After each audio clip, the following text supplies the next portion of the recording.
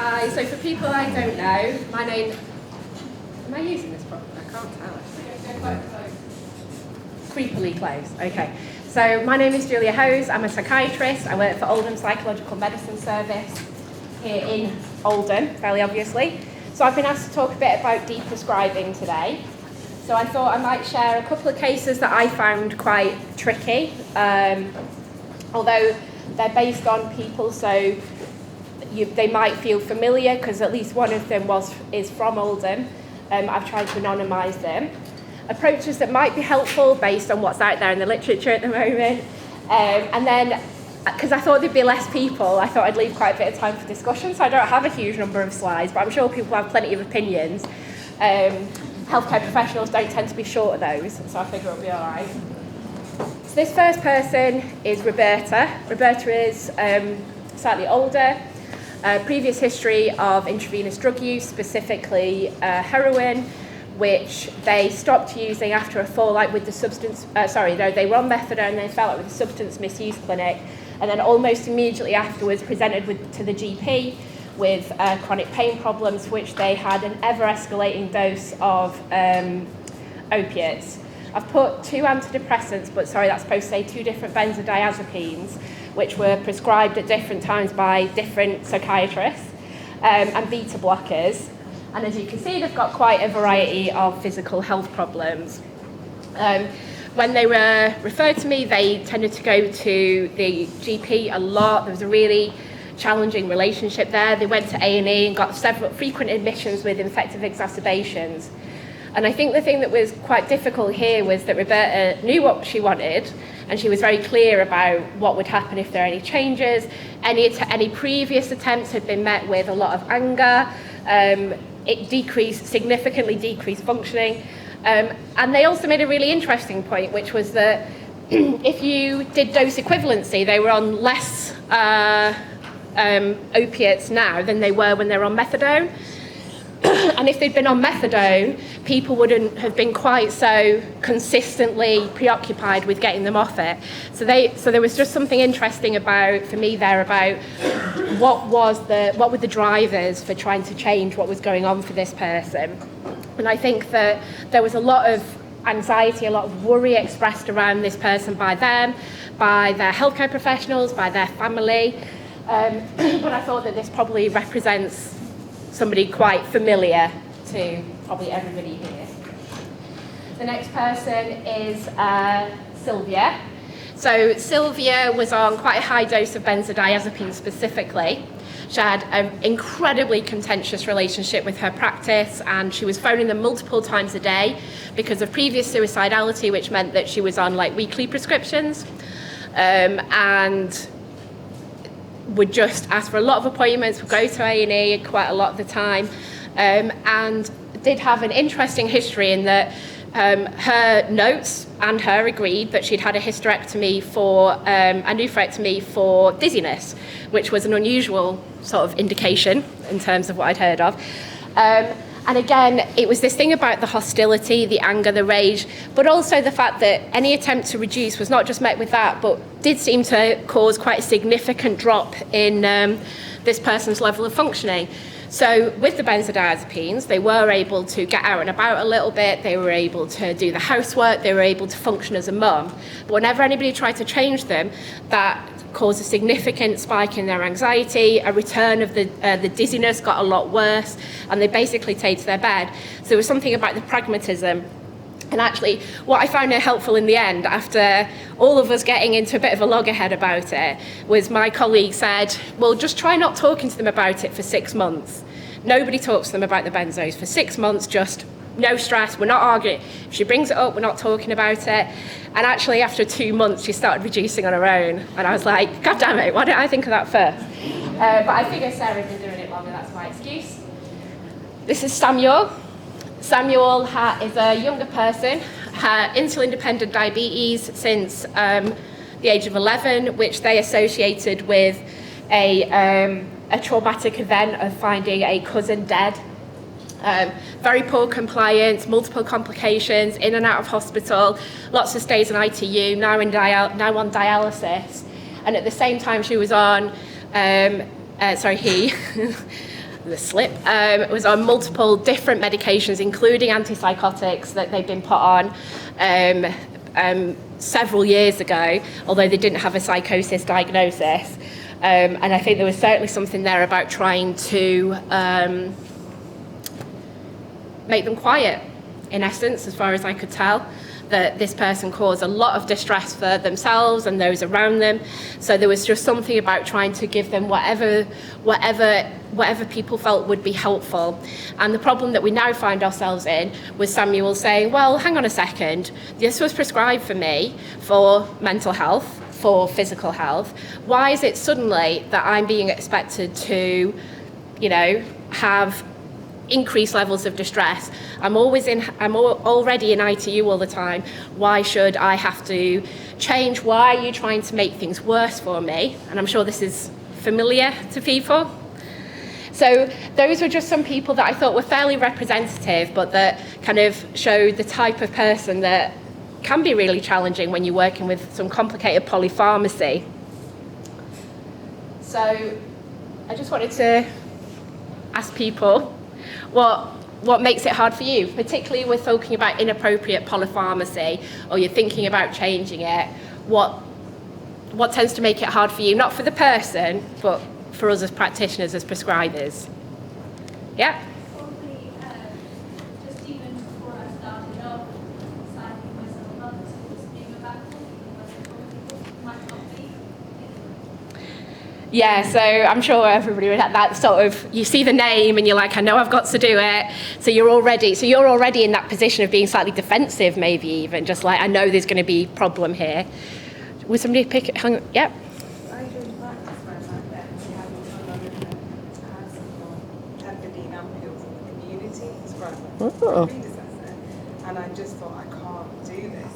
And so I was the new partner, much younger, and it's like, oh, so you want my replacement? So they already have this expectation that and then for me to go in and go, actually, I want to take that. I find that really hard. I mean, it took me a year, but I did get this person on. Yes. But it was almost creating that contract of, hi, but I'm going to do this, we'll take on time. But I do think it's hard taking over what someone else has left off. I think that's quite hard. And that's often where we find ourselves, isn't it? Of that, hang on a second, where am I? I didn't do this, but I'm kind of responsible now. I also want to establish a rapport with my new patient. Yes. Without destroying their lives and taking it their own way. Which is what people perceive might happen. Did you have? Yeah, so I think I've practices across 2 sites, and I've kind of become known by the difficult, functional patients as the one to go to, or the one to listen and gives you is the that kind of thing. So I feel like I'm really an advocate for that patient, and I'm like more like their friend, and I'm approachable. And then they'll say to me, when you see them next, you need to do this, and it's like, I'm like, I don't want to spoil that trust and relationship. I know we need to do it, but I'm supposed to be the only one who listens for them. Yeah. Yeah. So that's interesting, isn't it? Because there's something about you kind of mentioning the issue of relationship again, but also perhaps something about the expectations other people have of us. People looking at us to do things like you do it, and I certainly sort of empathise with that, and certainly with the person with the benzodiazepines. I was like, specifically on the referral, it said we need these down. So I was like, okay, well that's what I've got to do, because that's what I'm being paid to do now, get people off their drugs. Was there somebody over here?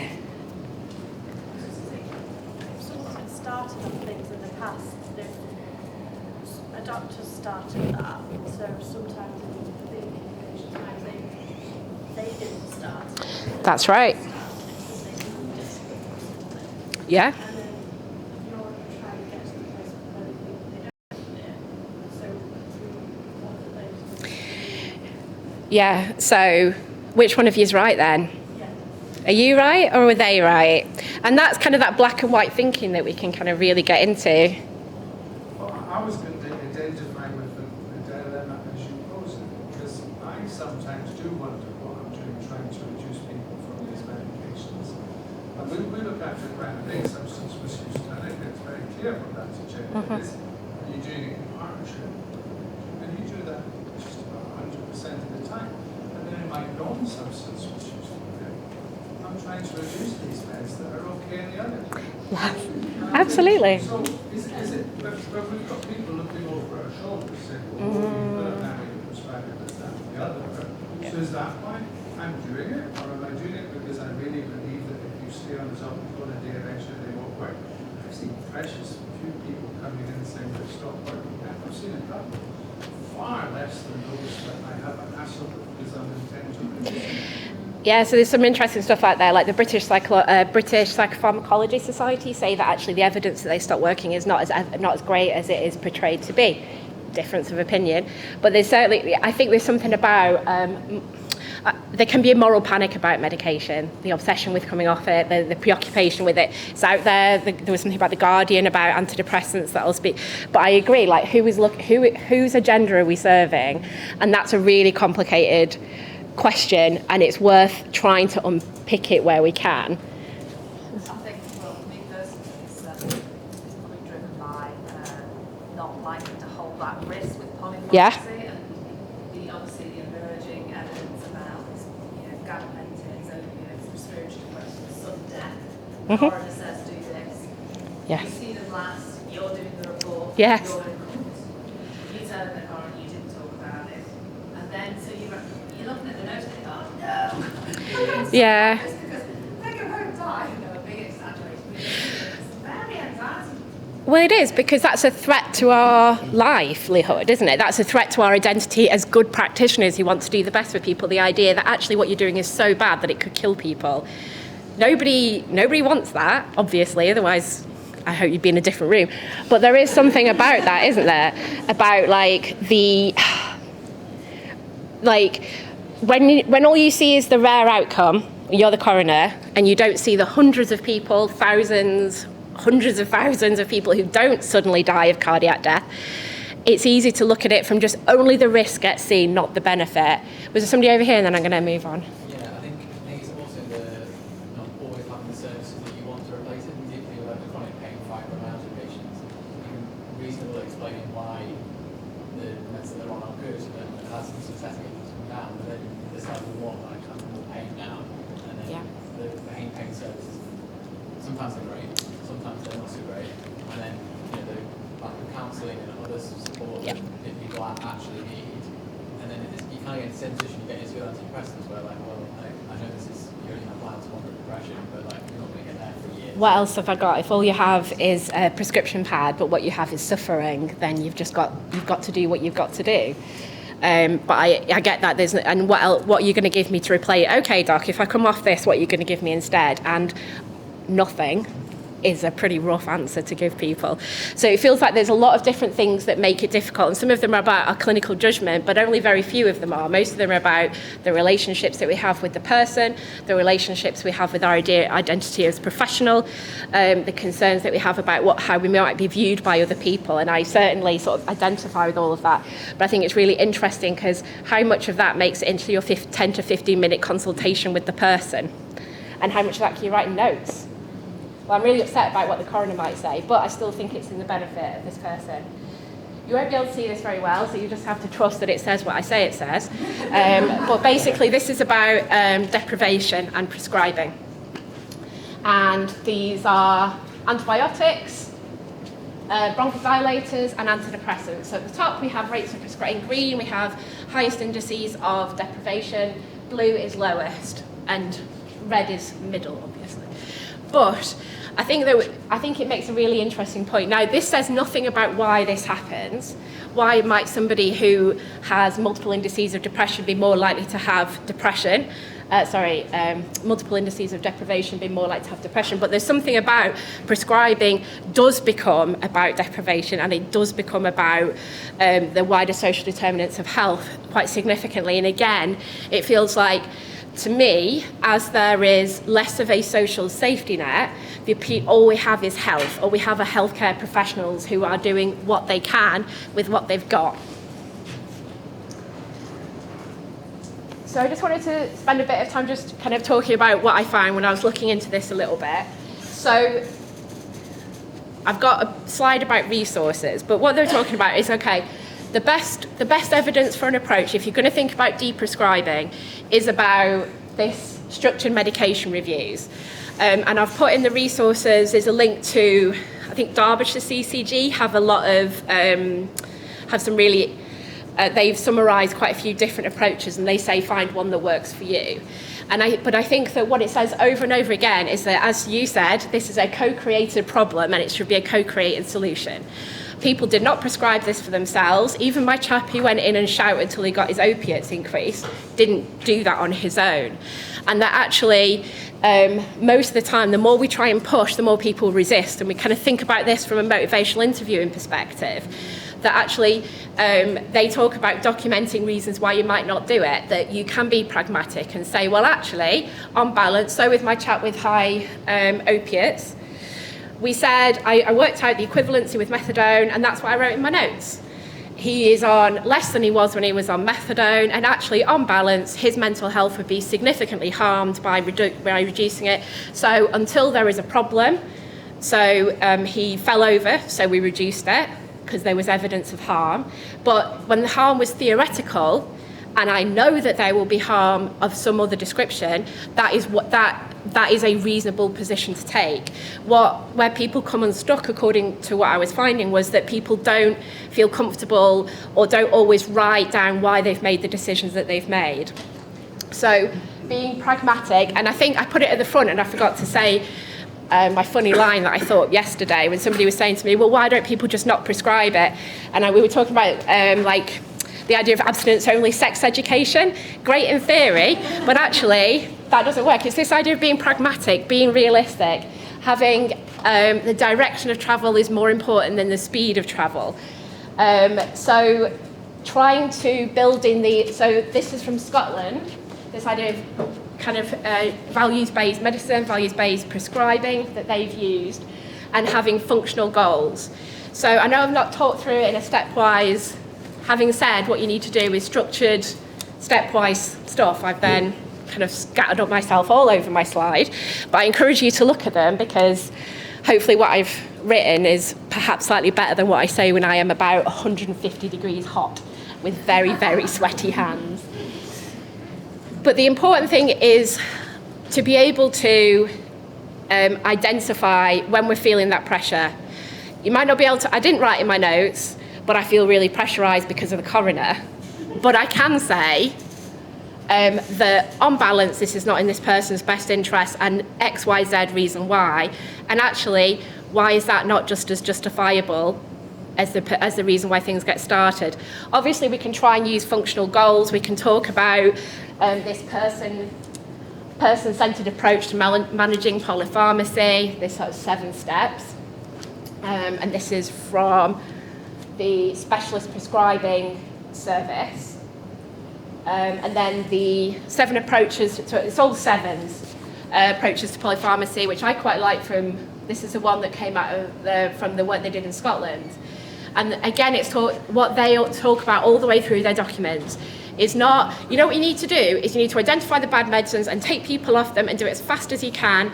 And what they talk about is being able to come up with a collaborative solution. And if that means that you're only doing small things, or you're only doing them at a time when it's helpful. So for example, you might say, okay, I'm not going to stop your 3 benzodiazepines because of the risk, but what I am going to do is I'm going to have my own red lines, because I am an adult, I get to have my own red lines just as much as the person does. And say, well, if you do start to have problems with cognitive impairment, if you do seem to be stumbling, if you're going to insist on driving, at those points I am going to say, no, I am going to reduce it even if I have to do that against your will. Because at that point, the risk has now outweighed the benefit. But having that planned at the earliest possible stage is what is helpful. So even if you say, well, I'm not going to do it now, but if X, Y, Z happens, then people are ready for it to happen when it does happen, so it doesn't feel like it's coming out of the blue. And I just wanted to, so I thought I might talk just about a specific example, obviously near and dear to my heart as a psychiatrist, is the antidepressant. And it was, like I say, it was in the news. Did anybody see the Guardian article about how just a telephone call with a GP can get people off it? Yeah. So I'm expecting a massive reduction in prescribing in Oldham. So the risk versus benefit with antidepressants is about the risk of withdrawal versus the risk of relapse. So kind of using patient aids, patient information, explaining to people that feeling unwell just, the week or two after reducing does not mean a relapse, so that people are ready. I find that most people, if they've been given the information and they're ready and they believe that I will review them and that I will be responsive to their difficulties, are willing to at least try. Because what I'm trying to avoid is these all or nothing situations. I am definitely going to do this, you're going to do that, I'm acting like a parent role towards you. And also sort of acknowledging that there's a reason why people did this in the first place, and what was true 10 years ago about what we know about medicine is not true now. And it might be that your body has changed. So I talk to people about how their body changes and ages, that what they need changes, and people can kind of get that. Do you need as much sleep? What's your sleep like now as you're 50 compared to when you're 20? What your exercise? Well, drugs are just the same. Your body changes, so what you need changes. Thinking about the idea of lowest effective dose. So it's not about necessarily stopping. It might be about just withdrawing it to the point where they start to struggle. And what we tend to say then is that's good, because if you relapse, we've got somewhere to go. We're not now in a position where you're on 2 different top dose antidepressants and there's nothing I can do. You have a relapse, well, you're going to have to come off at least one of those before there's anything I can do. So people can kind of engage with that as a plan, that I'm kind of explaining why I'm doing things, not just because I'm being told to do it.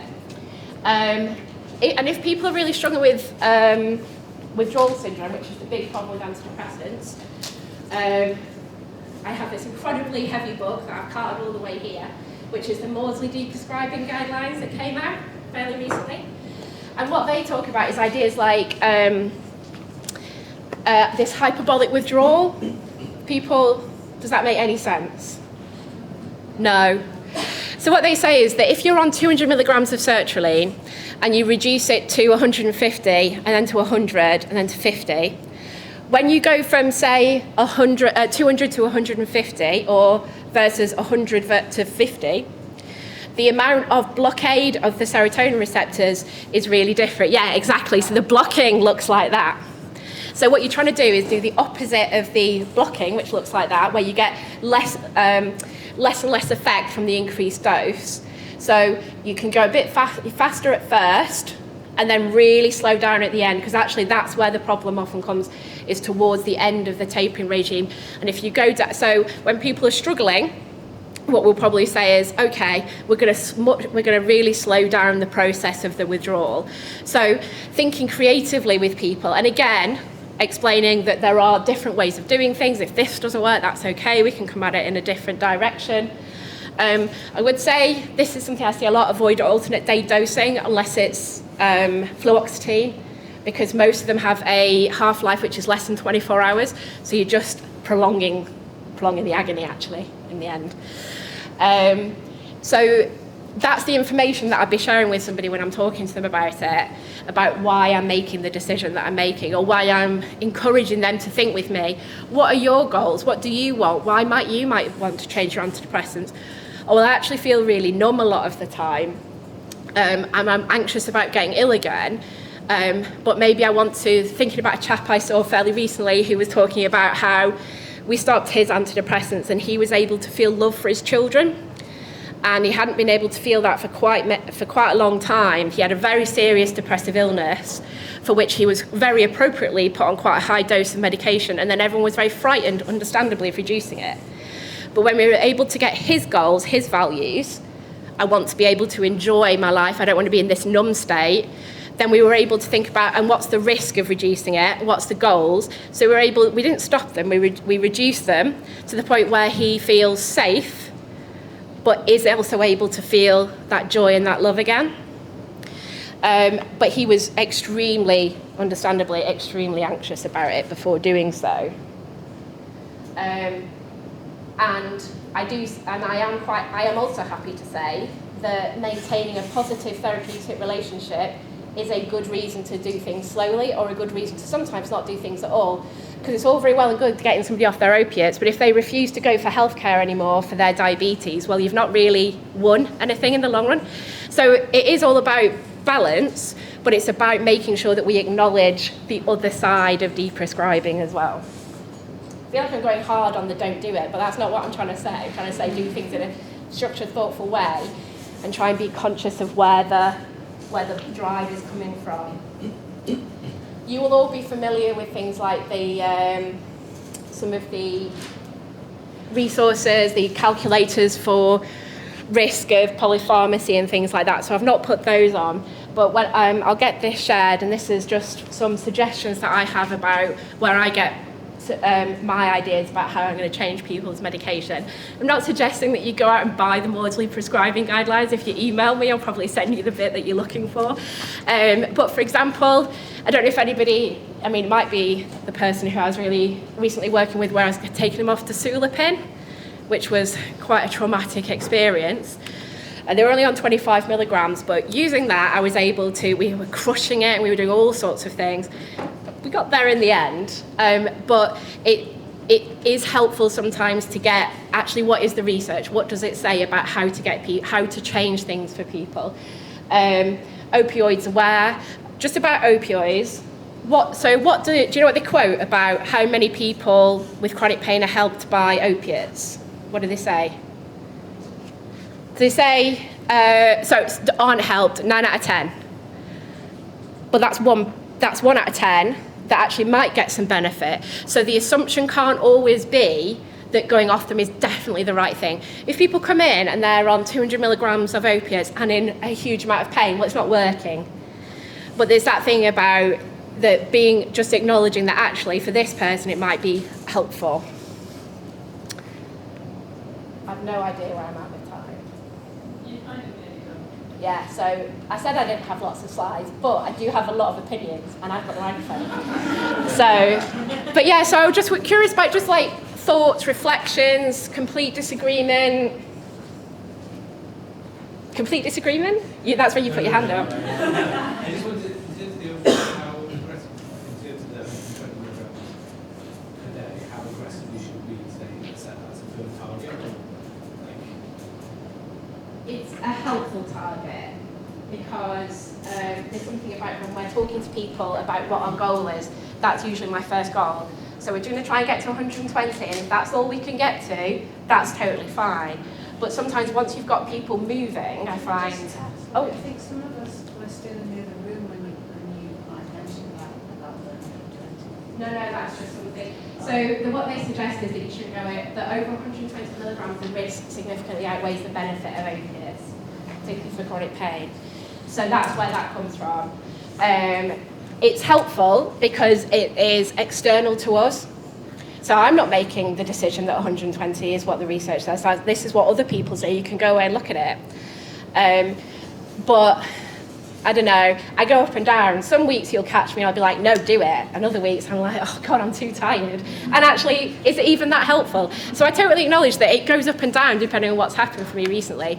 But in general, I do try and get people to 120, and I will be more assertive about that unless their pain is improved, they have a significant mental health condition that I think I'm going to destabilise, history of psychosis, history of chronic CPTSD, things like that I'm going to destabilise them. I will tend to be more assertive about that. What's your kind of follow-up with that? You know, when you start, can you agree that we're going to start reducing? You want to like it to be between? No, I don't have capacity. But so what I say is, I hope that if I've got enough trust with people that they'll call me. So what I say is, I'll see you in, let's say, 6 weeks, but you call me if you have a problem, and I will call you back and we will manage it because we've got a plan already. So if you start with this symptom, you call me. If you start with that, you might speak to your GP because that's actually nothing to do with the reduction regime. You know, so if I've got a plan, they can follow it and I can follow it. So we've already agreed what's going to happen. So the more I anticipate, the more we anticipate what might happen, I find the less follow-up people actually need because the more we've already had most of the conversation. But no, I can't see, it would probably be better if I could see people more often, but I can't. So I've just got to be pragmatic. Simon.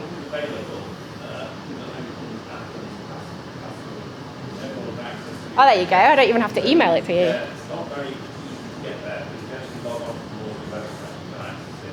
And then You make it everyone is allowed to open that.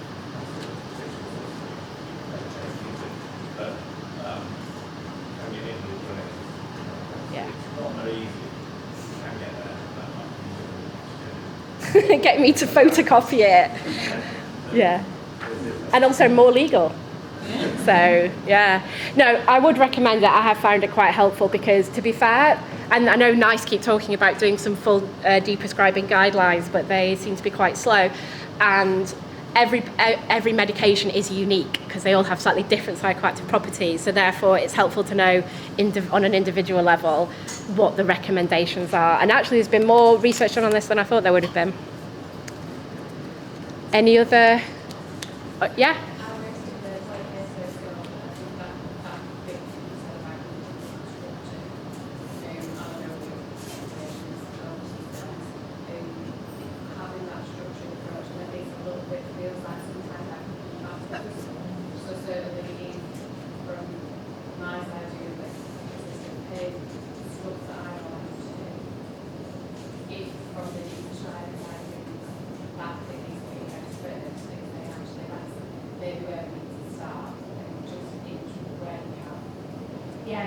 There's a phrase that a supervisor used to have use it, it's push where it moves. Don't force it, just find the bit that people are willing to do. And I think the more people find that actually they can trust you, that you make an agreement, you stick to it where you can, I find that people are more willing to keep going. But I guess, for me, have a structure, have a plan, don't be afraid to not do things as well. If you can evidence it, and you've got your reasons, that's when I find that people are more like, and also I find that the more I step back, often the more people step in. Like with my benzodiazepine dizzy lady. All right, well, thank you very much.